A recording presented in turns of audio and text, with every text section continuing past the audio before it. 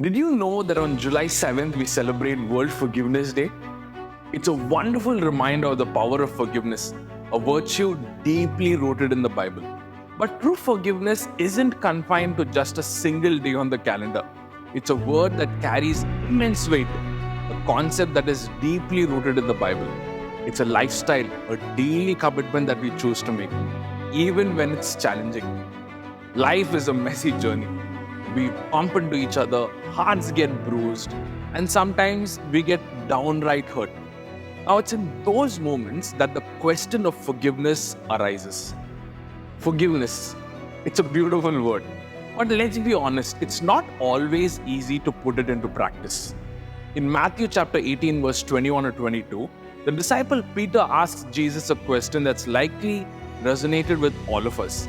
Lord, how many times shall I forgive my brother or sister who sins against me? Up to 7 times? And Jesus replies profound. I tell you, not 7 times, but until 70 times 7. 70 times 7? That isn't a number to keep score by, but a powerful reminder that forgiveness is an intentional and a continuous act. It's not a one-time event, but a way of life, a muscle that we strengthen with each other, a choice to release resentment. The truth is, forgiveness is a choice we make for ourselves, out of love for God, in obedience to His word, and because of the fruit of His Spirit that's growing in us. Jesus says in Luke chapter 7, verse 47, He who is forgiven little, forgives little.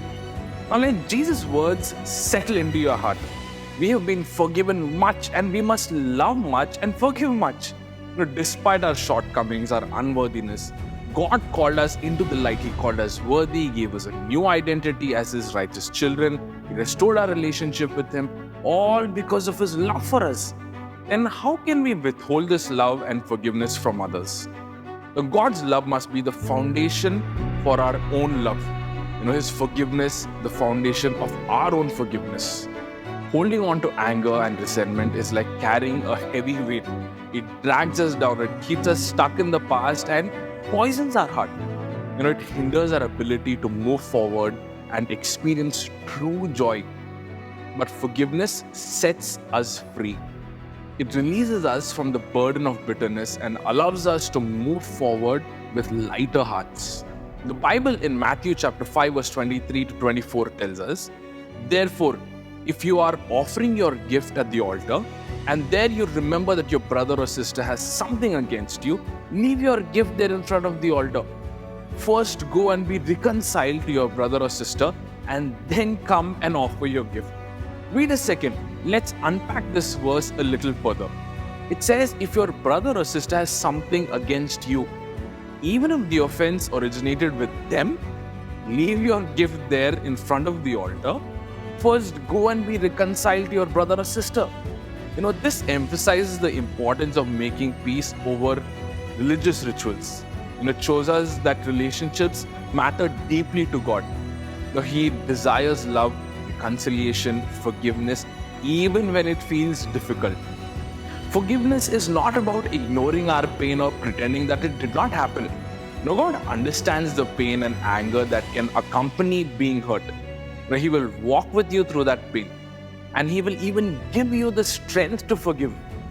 He will also give you the strength to love again. It's always about choosing a higher path, a path that Jesus walked. He forgave those who wronged Him, even on the cross.